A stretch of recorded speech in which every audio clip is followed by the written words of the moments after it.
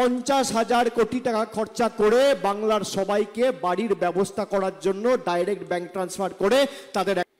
এবং আমি আবার বলছি, সম্পূর্ণ ক্ষতিগ্রস্ত পরিবারের প্রতিনিধি যারা আছেন, আমাদের মুখ্যমন্ত্রী আজকে বলেছেন এবং রাজ্য সরকারের আর্থিক সহযোগিতা আপনাদের সাথে ছিল, আছে, থাকবে।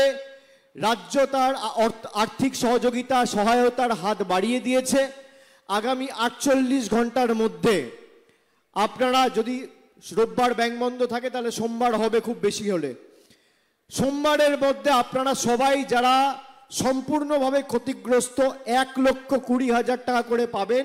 তার মধ্যে 40,000 টাকা ইমিডিয়েট দেওয়া হবে, 20,000 টাকা দেওয়া হয়েছে, আর ইউসি জমা দিলে কাজ শুরু হবে, বাকি 60,000 টাকা আপনি পেয়ে যাবেন।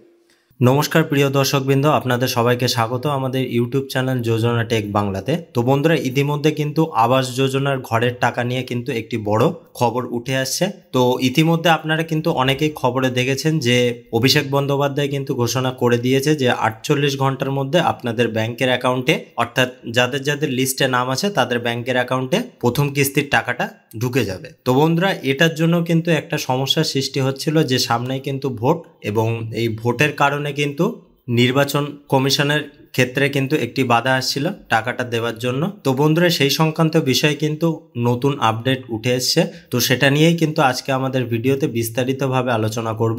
তো চলুন বন্ধুরা, বেশি দেরি না করে ভিডিওটা শুরু করা যাক। তো প্রথমে আপনাদেরকে দেখিয়ে দিই যে এখানে কিন্তু বলা হয়েছে, দেখুন, মুখ্যমন্ত্রী মমতা বন্দ্যোপাধ্যায়ের সরকার জলপাইগুড়িতে ঝড়ে দুর্গতদের 1,20,000 টাকা করে দেবে, নির্বাচন কমিশন অনুমতি দিক বা না দিক 48 ঘন্টার মধ্যেই তাদের ব্যাংকের অ্যাকাউন্টে এই টাকা পৌঁছে যাবে বলে জানিয়ে দিলেন তৃণমূলের সর্বভারতীয় সাধারণ সম্পাদক অভিষেক বন্দ্যোপাধ্যায়। তো এটা কিন্তু তিনি বলেছিলেন, আর সেই ভিডিওটা কিন্তু আপনারা অনেকেই দেখেছেন।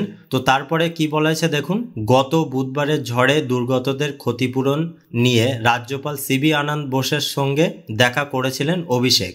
এরপর শুক্রবার ময়নাগুড়ির বার্নিশে গিয়ে ক্ষতিগ্রস্ত পরিবারগুলির সঙ্গে কথা বলেন তিনি। পরে তৃণমূলের সেনাপতি জানান, যদি কমিশন চায় সরকারের বিরুদ্ধে পদক্ষেপ করতেই পারে, কিন্তু রাজ্য সরকার আর্থিক সাহায্য করবেই। তার কথায়, ইসি নির্বাচন কমিশন আমাদের সরকারের বিরুদ্ধে কেস করতে চাইলে করতেই পারে, কিন্তু আমরা অর্থ সাহায্য করবই। পাশাপাশি আবাস প্রকল্পের বঞ্চনা নিয়েও বিজেপি শাসিত কেন্দ্রীয় সরকারের বিরুদ্ধে সুর চড়িয়েছেন অভিষেক। তিনি বলেন, আবাসের টাকার ওরা আটকিয়েছে। তো বন্ধুরা, বুঝতে পারছেন যে নির্বাচন কমিশন কিন্তু অনুমতি দিচ্ছিল না, তারপরেও কিন্তু অভিষেক বন্দ্যোপাধ্যায় বলেছিল যে অনুমতি দিক বা না দিক ঘরের টাকা কিন্তু দেবেই। তো তারপরে কি বলেছে দেখুন, ঘূর্ণিঝড়ের 12 দিন পরে এখনও বিপর্যস্ত অঞ্চলের দুর্গতদের অনেকেই খোলা আকাশের নিচে ত্রিপল টানিয়ে রয়েছেন বলে স্থানীয়দের দাবি। সরকারি সূত্রে খবর, প্রশাসনের তরফে ত্রাণ শিবির করে দেওয়া হলেও দুর্গতদের অনেকেই সেখানে নানা কারণে থাকতে চাইছেন না। এই পরিস্থিতিতে প্রশ্ন উঠেছে, কবে ভেঙে যাওয়া ঘর তৈরি করে দেওয়া হবে। যদিও এ নিয়ে গত কয়েকদিন ধরেই মুখ্যমন্ত্রী মমতা বন্দ্যোপাধ্যায় একাধিক নির্বাচনী জনসভায় জানিয়েছেন, নির্বাচনী আদর্শ আচরণবিধি চালু থাকায় তিনি সরকারিভাবে কোনো ঘোষণা করতে পারছেন না, কিন্তু আইনি পরিকাঠামোর মধ্যে রাজ্য প্রশাসনের তরফে যাতে দুর্গতদের ঘর তৈরি করে দেওয়া যায় সেই জন্য নির্বাচন কমিশনকে প্রস্তাব পাঠানো হয়েছে। কিন্তু প্রশাসনিক সূত্রে খবর, সেই চিঠির কোনো জবাব এখনও আসেনি।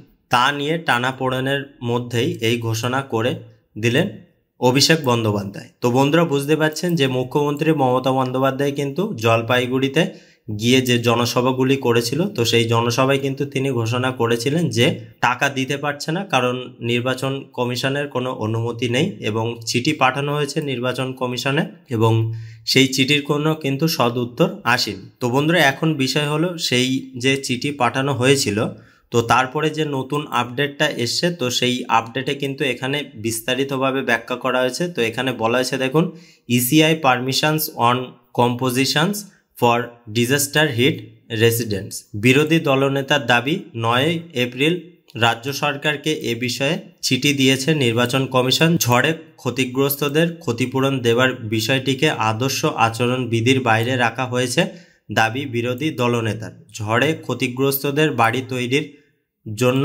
টাকা দিতে কোনো বাধা নেই দাবি শুভেন্দু অধিকারীর। তৃণমূল মানুষকে বোকা বানিয়ে রাজনৈতিক ফায়দা তুলতে চাইছে বলে এক্স হ্যান্ডেলে পোস্টে সরব হয়েছে রাজ্যের বিরোধী দলনেতা। তো বন্ধুরা, আপনাদেরকে প্রথমেই বলে দেবো যে এই বিষয়টা কিন্তু আপনারা কোনো রাজনৈতিকভাবে দেখবেন না। তো এখানে বিরোধী দলনেতা যেটা বলেছে তো সেই বিষয়ে কিন্তু আমরা তুলে ধরেছি, আর এটা কোথায় প্রকাশিত হয়েছে সেটা কিন্তু আপনারা দেখতে পাচ্ছেন যে এবিপি আনন্দ।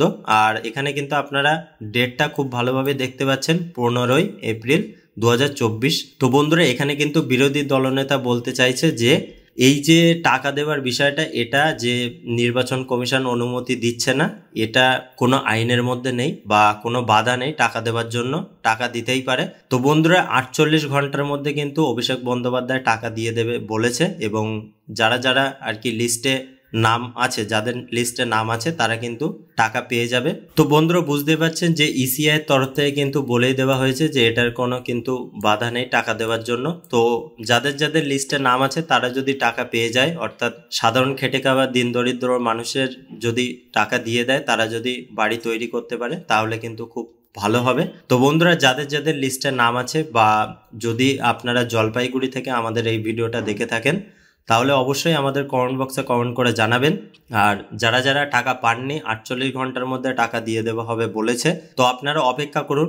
আর যদি কোনো নতুন আপডেট আসে এই সংক্রান্ত বিষয়ে, তো অবশ্যই কিন্তু আমাদের চ্যানেলের মাধ্যমে সেই আপডেটটা কিন্তু আপনারা পেয়ে যাবেন। তো বন্ধুরা, ভিডিওটা ভালো লাগলে একটি লাইক করতে কিন্তু ভুলবেন না, আর আপনাদের সুচিন্তিত মতামত অবশ্যই আমাদের কমেন্ট বক্সে কমেন্ট করে জানাবেন। সবাই ভালো থাকবেন, সুস্থ থাকবেন, আর আমাদের এই ভিডিওটা দেখার জন্য আপনাদেরকে অসংখ্য ধন্যবাদ।